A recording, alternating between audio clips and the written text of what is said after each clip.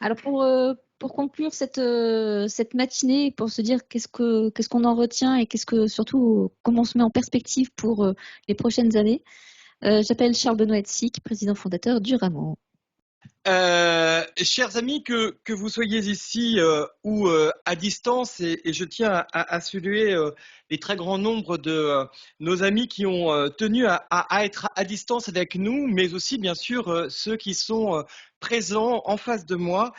C'est une grande joie pour moi d'avoir eu l'occasion d'écouter, tout comme vous, la façon de retracer 5 ans de cheminement collectif que vous incarnez les uns et les autres.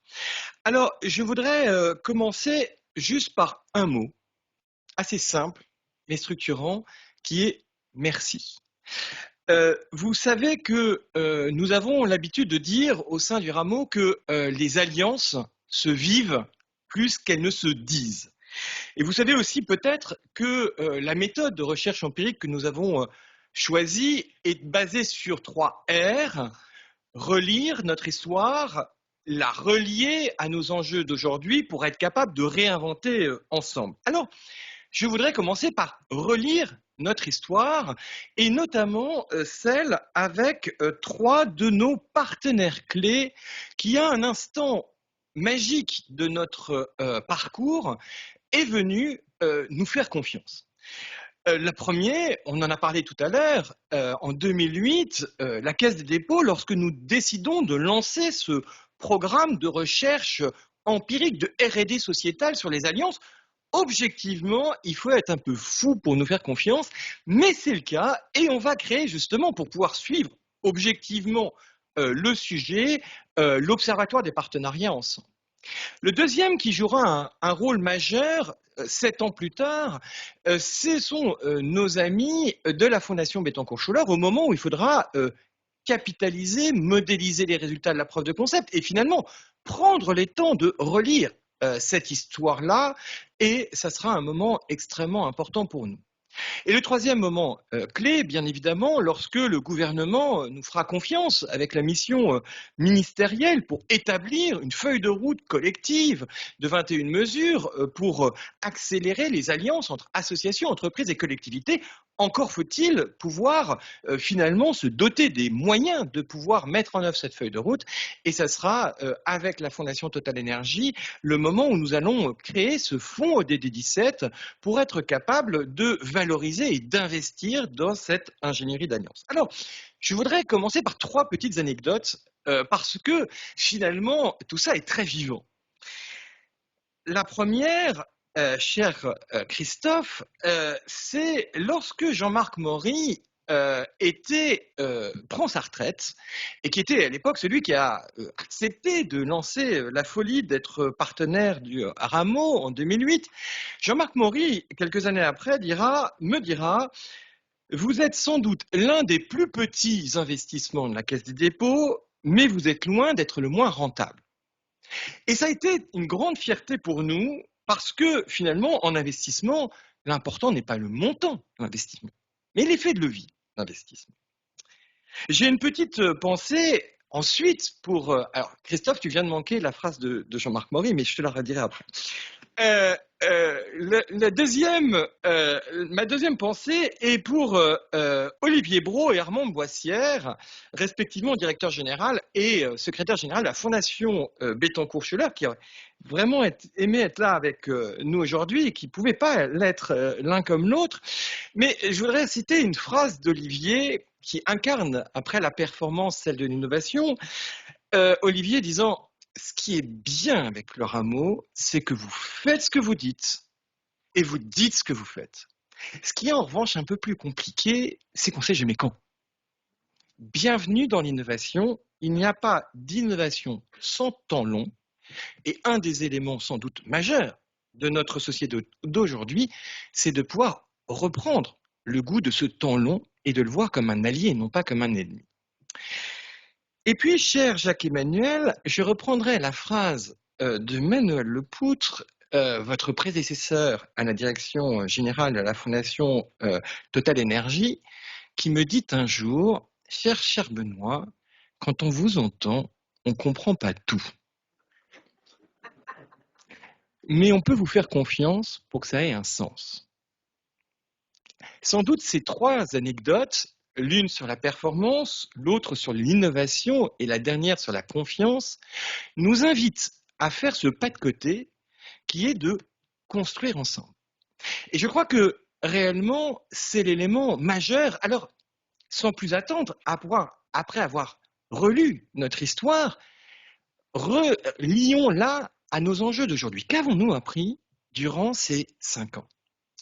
D'abord, lorsque nous avons posé ici même, quasiment dans la même salle, qui n'avait pas exactement cette configuration, elle est beaucoup plus belle maintenant, peut-être que le Covid a d'ailleurs rendu beaucoup plus accessible cette salle et d'ailleurs, je pense que ceux qui nous écoutent à distance doivent en être particulièrement satisfaits. En tous les cas, c'est ici même au cœur de la Caisse des dépôts et comme l'a rappelé Élodie tout à l'heure, la Caisse des dépôts depuis 200 ans, c'est par la loi l'acteur qui allie intérêt général et économie. Lorsque nous avions posé l'équation de ces 3 impacts, de performance, de confiance et d'innovation, il nous semblait que c'était une évidence. Et donc, il nous semblait qu'il fallait le qualifier, le mesurer, et c'est ce que nous avons fait par 21 études statistiques, 1000 exemples inspirants et 7 débats nationaux et 50 territoriaux. Mais ce que nous n'avions pas prévu, c'est que ça allait pouvoir nous amener vers un élément extrêmement concret et opérationnel, c'est de pouvoir être en mesure de dire à chacun comment il peut monter dans le bateau. Parce que une chose est de savoir qu'il y a un effet excellent. Hein. Lorsque on est champion olympique de saut à la perche, il est très satisfaisant de savoir qu'on peut sauter à 6 mètres et qu'on va être récompensé par une médaille d'or. Mais qu'est-ce qu'on fait quand on n'est pas un grand sauteur à la perche, quand on ne s'appelle pas Renaud Lavillenie? Eh bien, ce qu'a permis de qualifier durant ces 5 ans l'étude d'impact, c'est qu'en fait, il y a 4 marches. 4 marches complémentaires et on peut rentrer par celle qui correspond le mieux à chacun. Celle d'articuler l'efficacité et la contribution, la performance et l'engagement. Le deuxième étage de la fusée, lorsqu'on est un petit peu plus aguerri, lorsque on a commencé à faire bien du sport et donc les partenariats commencent à devenir une habitude, on peut passer à la question de la transformation, de l'équilibre de chacun. Et donc, dans une réflexion sur les transformations des modèles socio-économiques qui peuvent être inventés, non pas en confondant les modèles, mais en articulant les modèles. Et puis, si on est encore plus aguerri, là on commence à pouvoir savoir utiliser la perche avec efficacité, on peut passer à une innovation sociétale, c'est-à-dire celle qui va n'être possible que parce que les acteurs sont différents. Pas celle que l'un d'entre nous est capable d'inventer, celle que nous ne sommes capables d'inventer que parce que nous sommes différents autour d'une même table. Christophe Janter vient de citer le fonds I, il est bien évident que si les 6 investisseurs autour de la table ne sont pas radicalement différents, il n'y a pas cette possibilité à inventer cette solution. Et puis, le 4e étage de la fusée, j'allais dire, c'est celle de construire ensemble les projets de territoire. Et Madame la Présidente, Madame la députée, vous savez combien nous sommes attentifs au travail remarquable que fait l'ANPP pour justement donner cette pédagogie que le projet de territoire, il est par tous et pour tous. Et donc nous arrivons à la conclusion que non seulement il y a des impacts, ça, nous pouvions l'imaginer, mais maintenant ils sont mesurés. Au moment où la France lance une revue volontaire des objectifs de développement durable, il est appréciable que le premier étude d'impact soit sur l'ODD 17, le 17e, qui souvent est bien l'oublié, parce que c'est celui du comment faire. Mais le comment faire aujourd'hui est pertinent parce qu'il permet d'engager chacun au niveau où il se trouve aujourd'hui, au niveau de sa maturité, au niveau de ses envies et au niveau de sa capacité à faire alliance. Donc, méfions-nous de ne montrer que des cibles inatteignables, et c'est tout l'enjeu. Je vois nos amis de BBZ bien sourire, cher ami, parce que c'est tout l'enjeu, et nous le savons bien, nous qui sommes tous les jours sur les territoires, c'est qu'il faut justement pouvoir laisser sa place à tous. Alors, ça nous amène ensuite à quelque chose qui est une modélisation dont nous sommes particulièrement fiers. Alors celle-là, elle est particulièrement complexe, mais sans doute est-elle la plus intéressante. Vous savez peut-être, pour avoir suivi les travaux sur les mutations de l'intérêt général, que nous arrivons à la conclusion que pour activer l'intérêt général, nous avons besoin d'activer 3 leviers complémentaires: la vision partagée, l'action collective transformatrice et la gestion réglementaire, et que sans une articulation de ces 3 leviers, il est absolument impossible de pouvoir mobiliser une nation et de pouvoir encore moins pouvoir assurer une transformation durable. La question qui est derrière, c'est comment on va de l'un à l'autre. Comment passer du macro, que sont aujourd'hui le cadre systémique des objectifs de développement durable, et c'est là où les 193 pays de l'ONU en 2015 ont, pour la première fois dans l'histoire de l'humanité, fait un cadre systémique, une grammaire commune, tout acteur, tout domaine, tout territoire. C'est absolument magique. Jamais ça ne s'était vu avant. Et que les 193 pays acceptent de rentrer dans cette dynamique-là, c'était bien qu'il y avait une nécessité d'inventer ce faire ensemble. Mais ça, c'est au niveau macro. Comment ça se traduit au niveau de chacun d'entre nous? Comment ça se traduit au niveau de nos organisations, grandes et petites?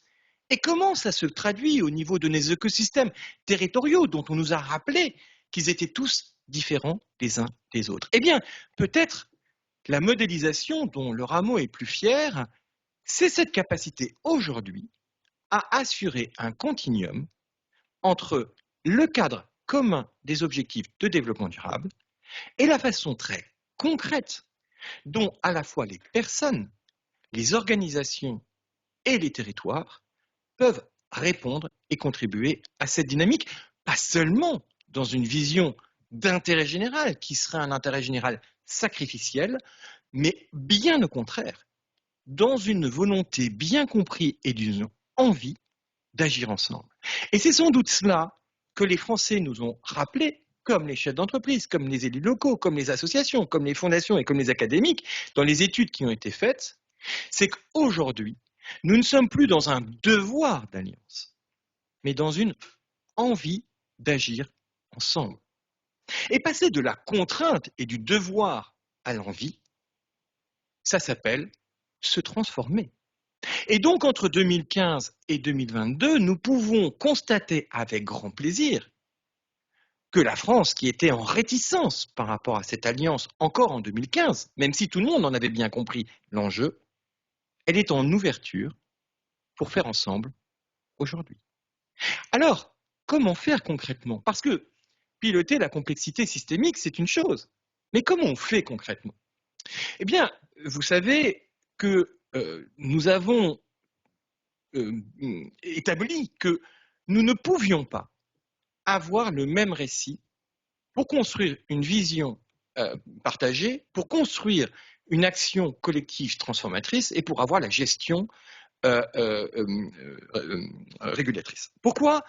Tout simplement parce que ce n'est pas le même objectif. Ce ne sont pas les mêmes acteurs et plus encore, ce ne sont pas les mêmes temporalités. Et donc, si nous ne prenons pas garde à ne pas vouloir avoir un gloubi-boulga un peu sclérosant et mettant tout en même temps dans un paquet pour pouvoir le faire, mais si nous prenons soin de faire ces 3 récits, alors peut-être, et alors sans doute, non seulement nous réussirons l'agenda 2030 des objectifs de développement durable, mais nous pourrons aller bien au-delà. Alors, puisque vous savez que le principe de la recherche empirique, c'est d'allier les actes aux mots, nous avons mis en place 3 démarches complémentaires qui permettent d'y répondre sur chacun des récits. Pour le récit philosophique, celui du lien commun, comment peut-on construire, co-construire ce lien commun qui nous unit tous?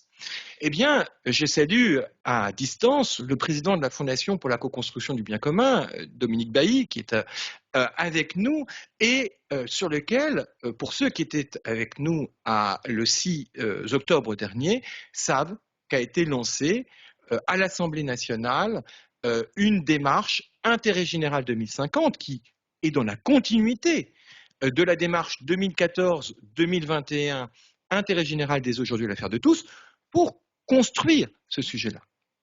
Et, cher Muriel, je voudrais redire un petit clin d'œil par rapport à votre ancien président, Jean-Paul Bailly, puisque Jean-Paul était membre du groupe de travail sur cette mutation de l'intérêt général. Et dès la première réunion en 2014, Jean-Paul a dit « on va avoir un souci parce qu'en France, nous sommes fondés sur la gestion régulatrice, on va avoir déjà du mal à pouvoir faire reconnaître l'action transformatrice, et de là à pouvoir construire une vision partagée, il faudra au moins une décennie. » Eh bien, cher Jean-Paul Bailly, et il le sait, eh bien, 7 ans après, nous prenons la gageure qu'en 7 ans, nous serons capables de le faire. Oui, 14 ans, nous savons, c'est 2 fois l'âge de raison, donc nous pensons qu'en 2027, ça sera possible. Et pourquoi est-ce qu'il faut donner 2050 comme vision?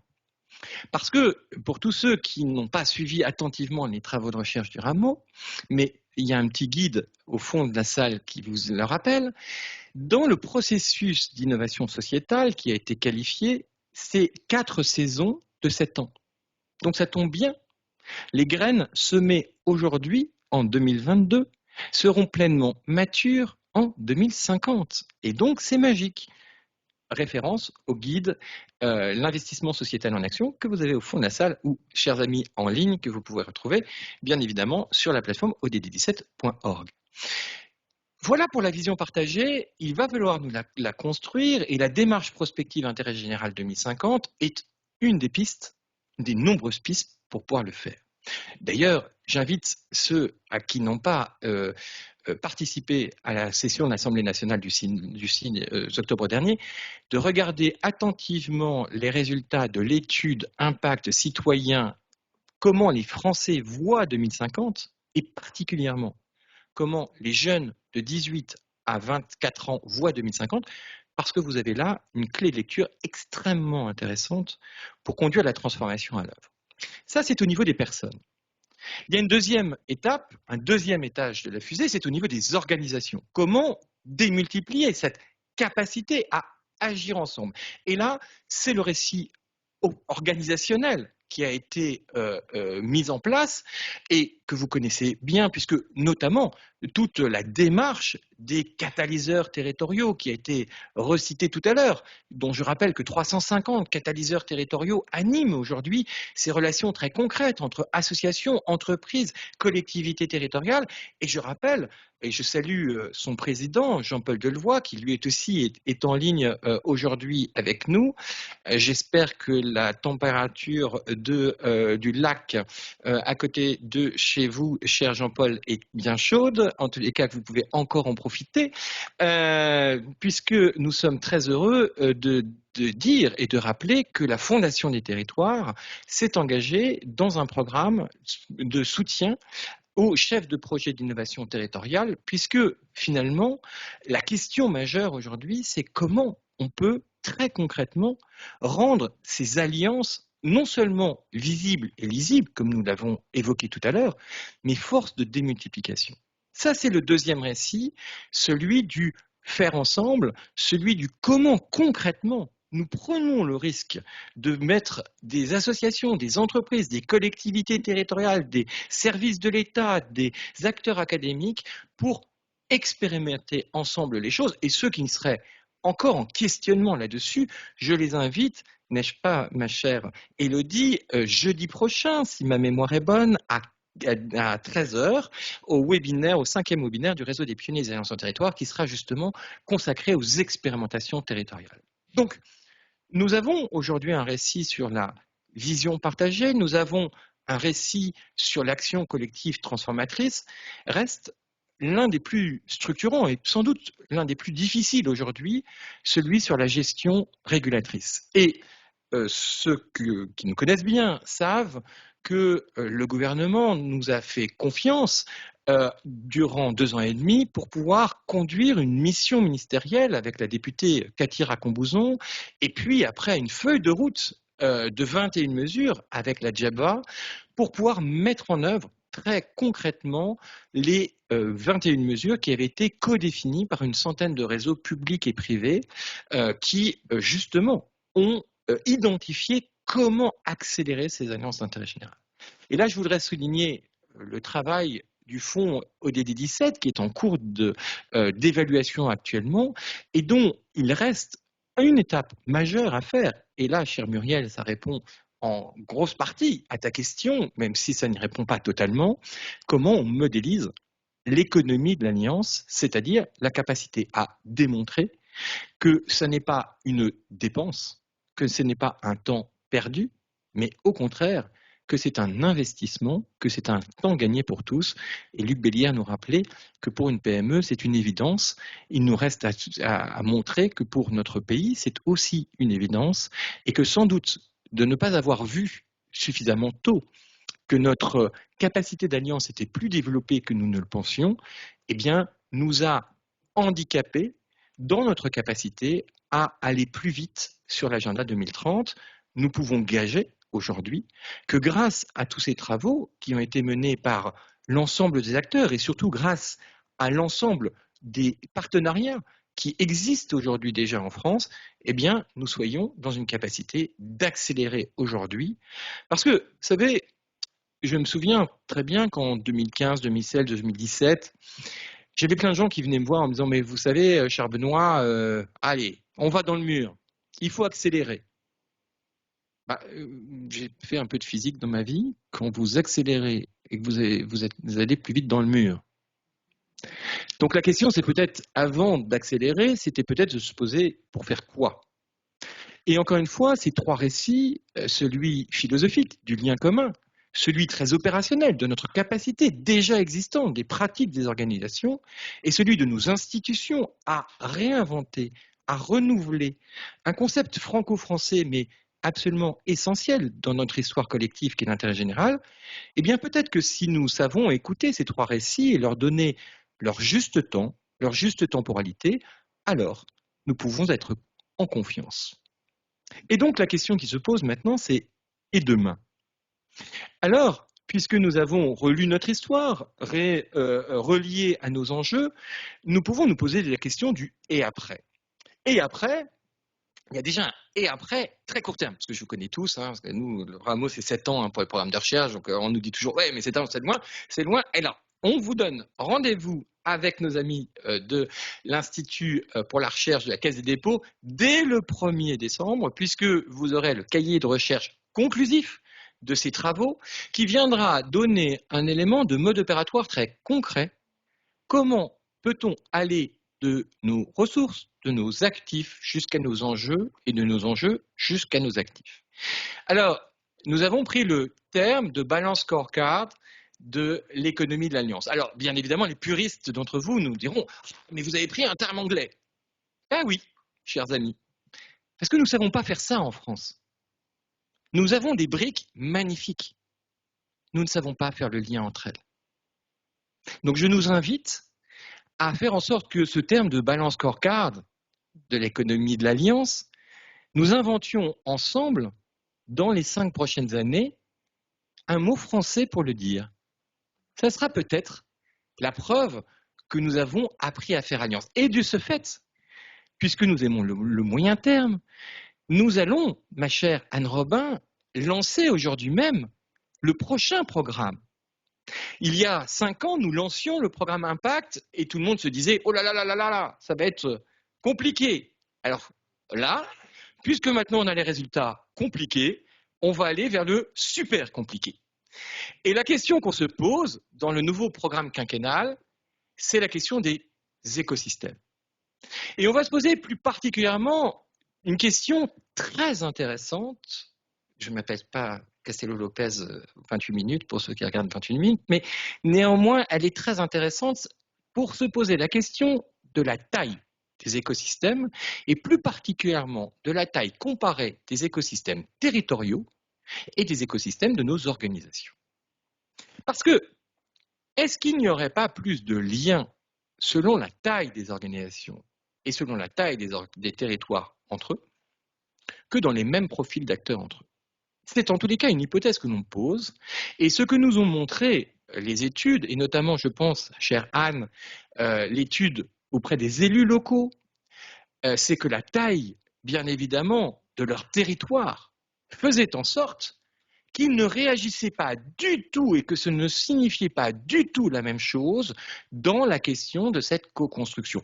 Grosso modo, il y avait 4 tailles, moins de 2000 habitants, 2000, 20 000, 20 000, 50 000, au-delà de 50 000. Assez simple, moins de 2000, c'est de l'interpersonnel. Comment les personnes interagissent entre elles. De la même façon, assez simple, dans les territoires de plus de 50 000 habitants, comment les processus sont gérés entre eux avec une complémentarité entre élus et agents qui se, bien évidemment, qui se traduit par la capacité à piloter une complexité dans les grandes organisations. Et entre les deux, très intéressant, les 20 000 à 50 000 habitants, finalement, sont un peu comme nos ETI, nos entreprises de taille intermédiaire. C'est-à-dire, ils sont trop petits pour pouvoir gérer uniquement par le processus et avoir tous les effets finalement de front. Mais en revanche, ils sont suffisamment gros pour avoir une démarche entrepreneuriale et de dire finalement comment nous allons choisir 1 ou 2 domaines d'excellence, ce qui va faire notre différence. Mais les plus intéressants, ce sont nos PMT, nos petits et moyens territoires, exactement comme nos PME. Parce qu'ils sont à la manœuvre de l'action. Ils sont trop gros pour faire de l'interpersonnel et ils sont encore trop petits pour pouvoir avoir le domaine d'excellence dans lequel ils vont avoir suffisamment de moyens d'investir pour être différenciants. Donc ils ne sont condamnés à une 4e solution, c'est celle de l'innovation. Et finalement, ce qui est très intéressant, c'est de voir que dans ces territoires, comme dans ces tailles d'organisation, que ce soit les PME ou le PMA, les petites et moyennes associations, la capacité d'agir en agilité, telle que nous le décrivait Luc Bellière tout à l'heure, est un vivier d'innovation totalement inexploité aujourd'hui.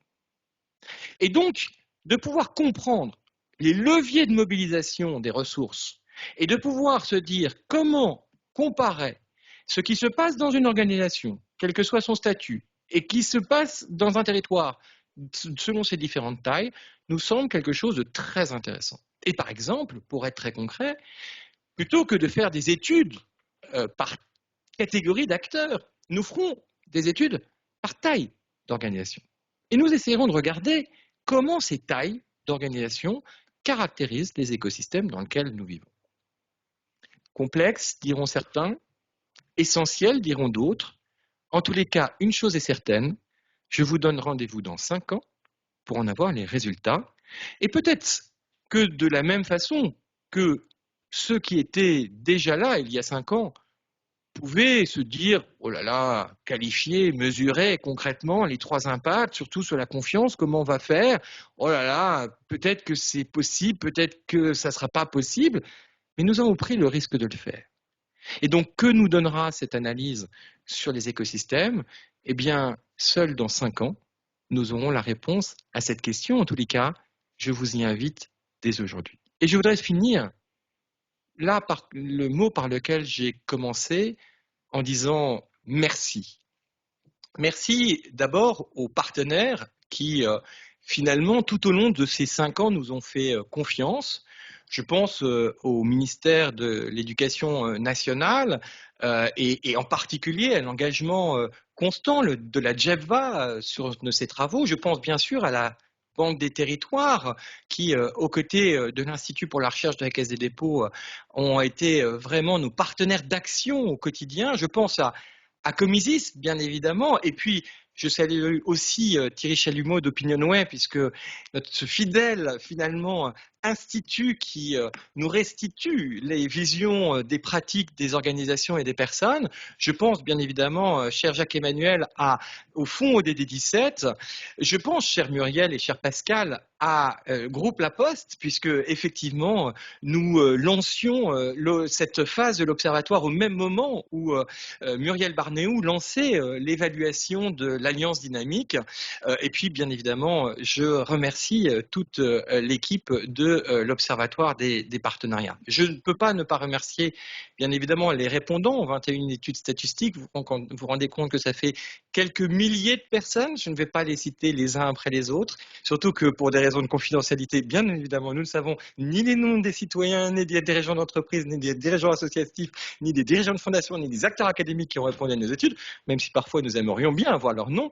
Et puis, je remercie bien sûr tous ceux qui ont participé aux 7 débats nationaux et aux 50 débats territoriaux pour mettre en lumière finalement cette étude. Et je ne peux pas finir sans remercier à la fois les 4 mousquetaires du Rameau, Élodie, Amélie, Assiatou et Yann, et puis quand même les 2 fées de l'Institut pour la recherche de la Caisse des dépôts, Isabelle et Diane. Merci à tous.